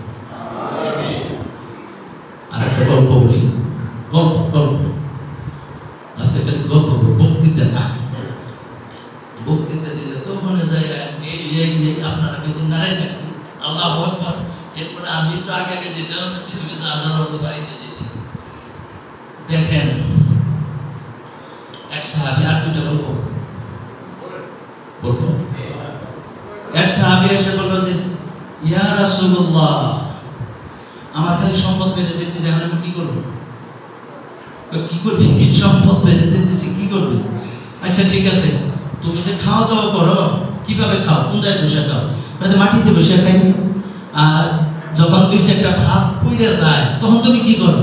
বলে ধুয়ে খাই ফেলে। আচ্ছা ঠিক আছে, খাও, আজকে থেকে উটের উপর বসে খাও, আজকে থেকে উটের উপর বসে খাওয়া। তো সাহাবী উটের উপর বসে খাওয়া, এখানে উটের দেশে সম্পদ খালি বাঁধে, বেতাল অবস্থা। আবার গেছে ইয়া রাসূলুল্লাহ, আমার তো কমে না, খালি ভিড় বাড়ে। তোমার যে বলছিলেন উটের উপর বসে খাওয়া, খাইছ? উটের উপর বসে তো খাচ্ছি, আপনি বলার পরে থেকে ডেইলি উটের উপর বসে খাও। আচ্ছা খাওয়ার পরে যে তুই সেটা বাদ করে যায় তখন কি করো? ধুইয়া খেয়ে গেলে। তখন রাসূলুল্লাহ সাল্লাল্লাহু আলাইহি ওয়াসাল্লাম ইশারা করলেন চলে যাওয়ার জন্য। এই লোকের দুনিয়া এবং আখিরাতের বরকত আর ওই লোকের বরকত এক না বন্ধুরা। আপনারা বরকত বাড়বে কিভাবে? বরকত বাড়বে একটা, কুলু আশরাফু ওয়ালা তুসরিফু, কুলু আশরাফু ওয়ালা তুসরিফু, খাও কোনো অসুবিধা নেই, কিন্তু নষ্ট করো না। ওই যে পড়ে গেছে, ওই যে দুইটা ভাত পড়ে গেছে, ফেরেশতারা দেখে না এই রিজিক কোথেকে আসলো। এমন অনেক দেশ আছে যে দেখেন ফিলিস্তিনে খাবার পায় না, পানি নাই, আপনাকে আল্লাহ বাড়িতে দিয়েছেন, মিসইউজ করেন না। আপনারা ভাত তরকারি বাসায় আমার ভাবিদের করবেন, গল্পটা শোনাবেন, তারা যাতে বরকতি শুনে। বরকত শুধু আমি শিখলে আসতে গল্প বলতেছি, বুঝাইতেছি, এগুলি যে আসবে না, আপনাদের আমল করতে হবে। আমি বলছি যে জ্ঞান এইভাবে অর্জন, এইভাবে অ্যাপ্লাই করো। হইল সম্পদ, এই সম্পদ তো আমরা চাই না, আমরা চাই হযরত উসমানের মতো আত্মা সহ সম্পদ চাই। এইভাবে দোয়া করবো। আমি প্রতি বছরই একবার দুইবার যাই, এবার যাওয়া হয় না মক্কা শরীফ, গিয়ে আল্লাহর কাছে দোয়া করি। কি কি জানেন? যখন বসি আমাদের নিকট সহায় সম্পত্তি অনেক কম মগবাজারের লোকজনদের কাছে, কারণ সেই 1941 সাল থেকে আমাদেরকে ভালোই বুঝাইছে। আমরাও ওইটাকে চিন্তা করলাম যে বুঝতে তো দুনিয়ার বহু রকমের বোঝ আছে, এইভাবে বুঝ নিয়েছি। সম্মানিত ভাইরা, আল্লাহ রাব্বুল আলামিনের কাছে দোয়া করবেন যাতে আল্লাহ রাব্বুল আলামিন আমাদের সম্পদ শর্ত সাপেক্ষে বাড়িয়ে দেয়। সেটা হলো হযরত উসমানের মতো আত্মা সহ যাতে আমাদের সম্পদ বাড়িয়ে দেয়। সম্মানিত ভাইরা, এই যে এটা কয়েকটা বললাম কিভাবে ইউটিলাইজেশন হবে আপনার অর্থ, আপনার টাকা কিভাবে বরকত হবে, এগুলো ওয়ার্ডসওয়ার্থের একটা কবিতা আছে। ওয়ার্ডসওয়ার্থের নাম শুনছেন? কবি ওয়ার্ডসওয়ার্থ। এই তার একটা কবিতা আছে 600 কেবাবি, 600 টাইম শেষ হয়ে গেল না। আমি তো এখনো টাকা 10,000 করবে ব্যবসা রুম যাইতে পারলাম না। আচ্ছা আমি বলি, ওয়ার্ডসওয়ার্থের একটা কবিতা আছে 600 কেবাবি, one step and then another, longest road is ending. এটা প্রথম বিরাট রাস্তা, একটার পর একটা, একটার পর একটা, এরপরে বিরাট রাস্তা, এক সময় তুমি টার্গেটে পৌঁছে যাবে।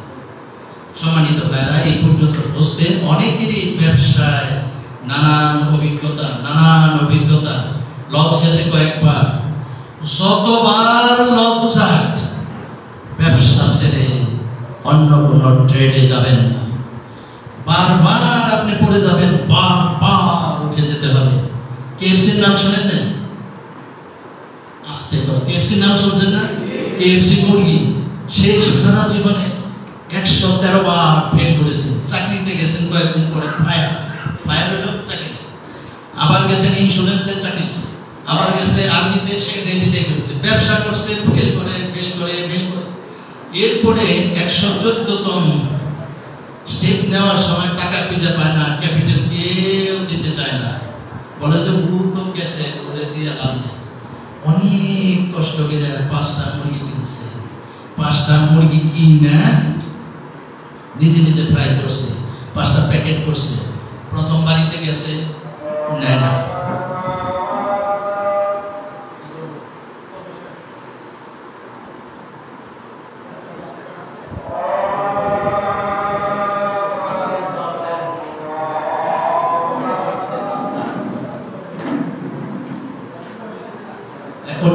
উঠবেন না, কি বুঝলাম না। টাকার কথা শুনলে মানুষ উঠে যায়, কোন জায়গায় না বসেন।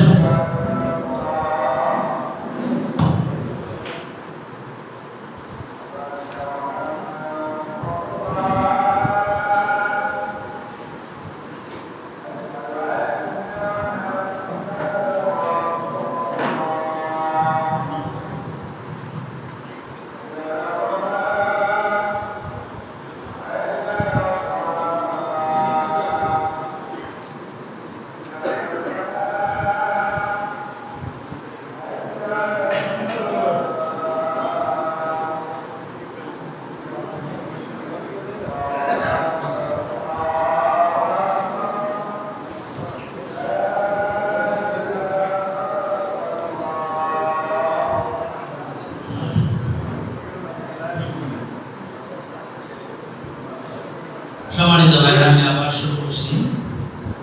আজান যখন দেয় তখন সব কাজ ছেড়ে দোয়া না, জব আল্লাহ রাব্বুল আলামিন রাসূলুল্লাহ সাল্লাল্লাহু আলাইহি ওয়াসাল্লাম বলছেন বরকত বাড়িয়ে দেবেন। সম্মানিত ভাইরা, যে কথাটা আমি বলছিলাম সেটা হলো যে আপনি যাতে ক্লান্তি না আসে, সে কি করলো, 5টা প্যাকেট করে প্রথম 2টা বাড়িতে গেল, তারা নিল। তৃতীয় বাড়িটা 2টা মুরগি। এরপর লম্বা ইতিহাস। গত 2-3 বছর আগে, 8-9 বছর আগে সে মারা গেছে। 2-3 বছর আগে এই কেএফসি সারা ওয়ার্ল্ডে 12,500 হলে আউটলেট, 12,500 আউটলেটে, প্রত্যেকটা আউটলেটের থেকে যা ইনকাম হবে তার 4% তাকে দিতে হবে। দেখেন, এই যে আপনারা যে অবস্থানে আসছেন, ক্লান্তি হবে না। সময় যে কোনটা পলিসি কোনটা যে কাজে লাগবে আল্লাহ ভালো জানে। এই জন্য চেষ্টা চালিয়ে যান। একটা ক্যাসেট আছে, সেই ক্যাসেটটা আপনাদের দেখাইতে পারলাম না। ক্যাসেটটা দেখাইতে পারলে প্রত্যেক দিন আচ্ছা দেখাই। আমার এটা কই, আমার মোবাইলটা কই।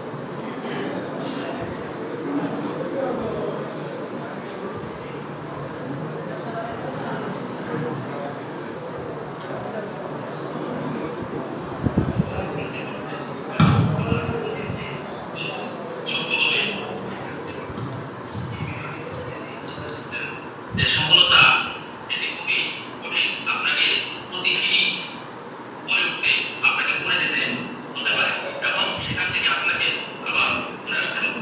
এমনও দেখানো হয়েছে যে সফলতার শেষ চূড়ান্ত পৌঁছে তারপরে আপনাকে করে যেতে হবে, সুযোগ পেতে হবে, তারপরেও আপনাকে আবার করতে হবে, আবার দাঁড়াতে হবে সফলতার।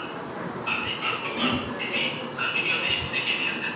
অতএব আমরা চেষ্টা অব্যাহত রাখি এবং দেখছেন, পড়ে যাচ্ছে। ক্লাস 4-5 একটা কবিতা পড়ছিলাম, সাথী ফাটবে, মাথা ভাঙবে, তবু খেলা ছেড়ে হটব না। যা কিছু হোক, ব্যবসা ছেড়ে হটব না। এই প্রত্যয় আজকে নেবেন। সম্মানিত ভাইয়েরা, বারবার পড়ে সোনারগাঁ হোটেলে কনফারেন্সটা হলো, বড় বড় ব্যবসায়ীদেরকে আমরা ইনভাইট করলাম। তৎকালীন সময়ের চেম্বার অফ কমার্সের সভাপতি আব্দুল মুত্তালিব আহমদ সাহেব বললেন যে ব্যবসায়ীদের মাঝে মাঝে বলে যে লস গেল না, ব্যবসায়ীদের লস হয় না, এক্সপিরিয়েন্স গেল। একটা ভুল করলে এক্সপিরিয়েন্স। আমি আমার জীবনের একটা গল্প বলি, আজকে যখন গল্প বলি না, আমি একটা গল্প বলি। সেটা হলো 1974 সালের ডিসেম্বর অথবা 75 সালের জানুয়ারিতে আমার এক বন্ধু বললেন যে বরিশাল থেকে সুপারি ঢাকায় আনলে 3 ডবল 4 ডবল 5 ডবল লাভ হয়।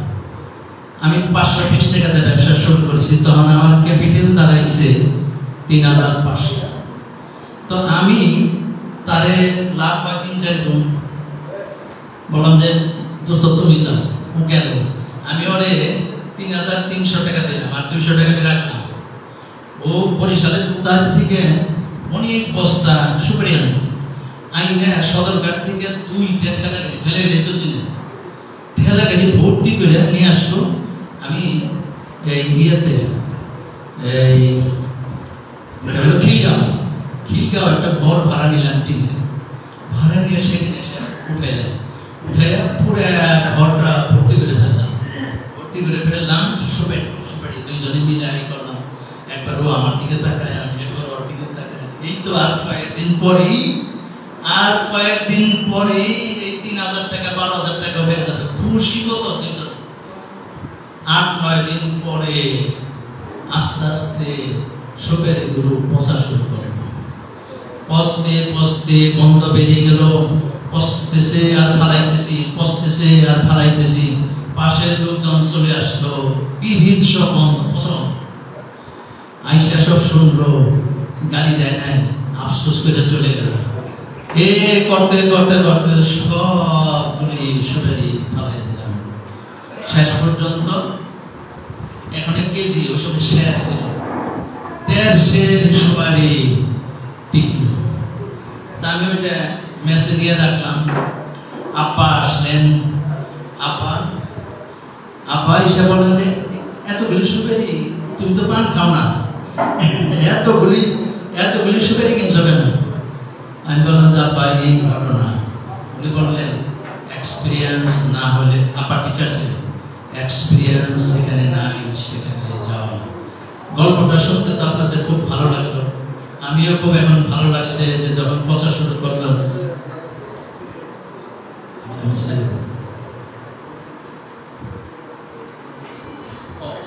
আচ্ছা, শেষ করে দেবো লাইফ মেম্বারের কথাটা বলে আমি শেষ করে দেবো। গল্পটা কি পারেন সেটা হলো যে এক্সপিরিয়েন্স না হলে ব্যবসায় যাবে। শেষ আপনাদের জন্য আরো অনেকগুলো গল্প ছিল, আর একদিন দেখা হলে কথা বলবো। এখন আসেন টাকা মাত্র 10,000 ব্যবসা। আমি অনেকগুলি ব্যবসা প্রতিষ্ঠান উদ্বোধন করেছি এবং তারা আলহামদুলিল্লাহ আস্তে আস্তে ভালো করেছে। 2004 সালে একটা ব্যবসা প্রতিষ্ঠান উদ্বোধন করেছি, গত 6 মাস আগে। কি হয়েছে? বললো 20,000 টাকা নিয়ে ক্যাপিটাল নিয়ে শুরু করেছে। বললাম আমার অধীনে 170 জন বিএসসি ইঞ্জিনিয়ার চাকরি করে এবং 1600 এমপ্লয়ি। বুঝেন কিভাবে আগে? এরকম একটা দুইটা না, যারা প্রথম ব্যবসায় ঢুকবে তাদেরকে আপনারা চাকরি দিবেন। এরপরে 2 ভাবে হয়। একটা সবচেয়ে ছোট ক্যাপিটাল দিয়ে শুরু করবেন। ক্যাপিটাল শুধু এক্সপিরিয়েন্স, ব্যবসাটা হলো টোটাল লাইফটাই হলো এক্সপিরিয়েন্স। সম্মানিত ভাইরা, আমি এই আবার যদি কোনো সময় সুযোগ হয় তাহলে এসে কথাবার্তা বলবো। এখনই আমি বলবো যে ইন্ডাস্ট্রিয়ালিস্ট এন্ড বিজনেসম্যান ওয়েলফেয়ার ফাউন্ডেশনের 3 রকমের সদস্য আছে। একজন হলো সহযোগী সদস্য, বছরে একবার 500 টাকা দিতে হয় আর প্রথম এন্ট্রি ফি দিতে হয় 200 টাকা।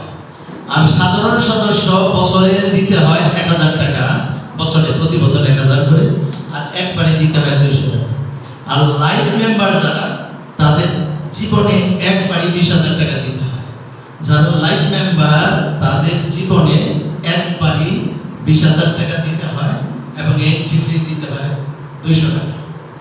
এই লাইফ মেম্বার আমরা এবার যে সম্মেলন হলো, সেই সম্মেলনে আমাদের নতুন করে 253 জন লাইফ মেম্বার ছিল। এই লাইফ মেম্বারদের জন্য যে ফ্যাসিলিটিগুলো আমরা দেশ বিদেশে থেকে পাবো, এগুলো সর্বপ্রথম তাদের কাছ থেকে রাখবো যাতে করে তাদের সাথে আমাদের নিয়মিত যোগাযোগটা থাকে। এবং যেটা আমরা করবো সেটা হলো একটা কমিটি করা হয়েছে, আমাদের সেন্ট্রাল কমিটি আছে 13টা, একটা কমিটি করা হয়েছে লাইফ মেম্বারদের জন্য। সেটা হলো যে বিভিন্ন জায়গায় যে ফ্যাসিলিটি আছে, যেমন কাপড়, হাসপাতাল, ব্যাংক, যেমন 3 মিনিটে শেষ করব।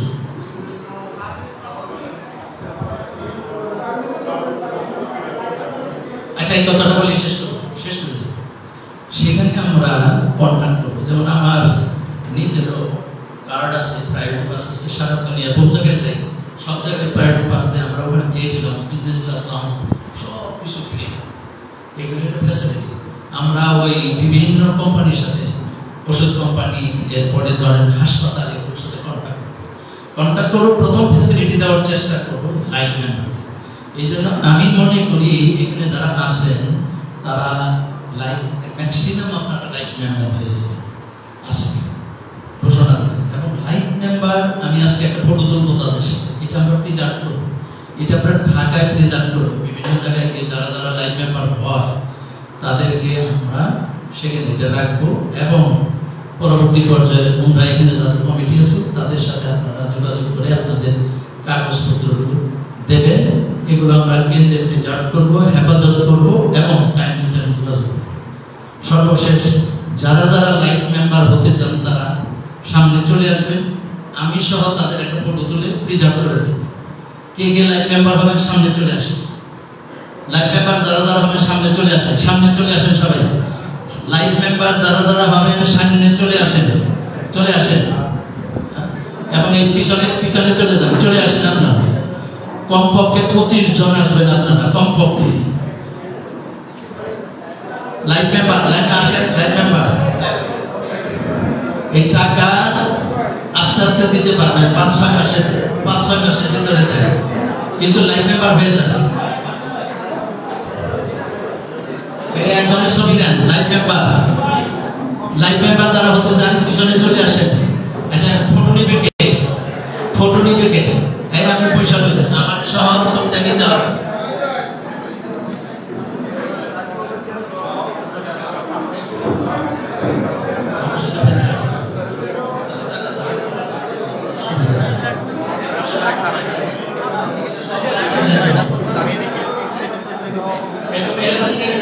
সামনে চলে আসেন, চলে আসেন যারা লাইফ মেম্বার হবে। লাইফ মেম্বার যারা হবেন সামনে চলে আসেন, পিছনে চলে আসেন। আমি বসেন, আচ্ছা ছবি নেন এবং এদের সব এখানে সম্ভব।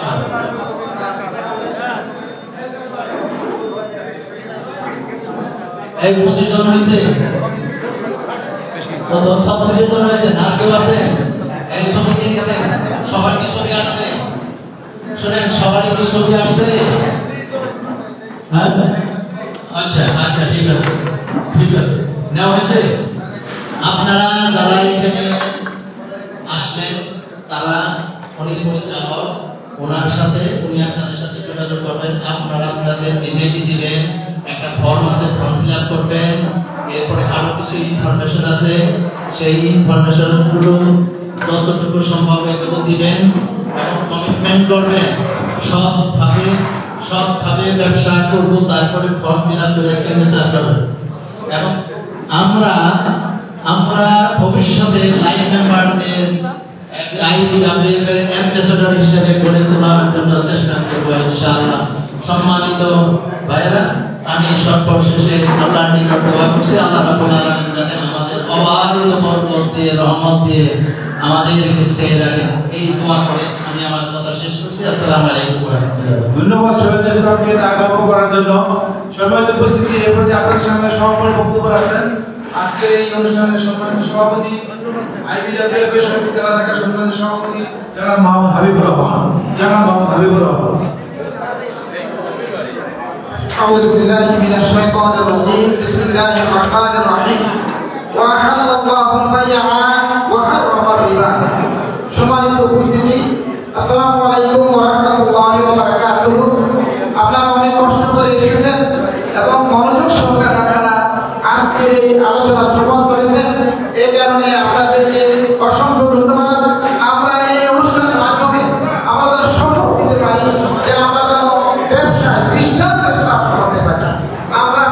দৃষ্টান্ত স্থাপন করবো এই আশাবাদ ব্যক্ত রেখে আমি আমার সমাপনী বক্তব্য শেষ করছি। আসসালামু আলাইকুম।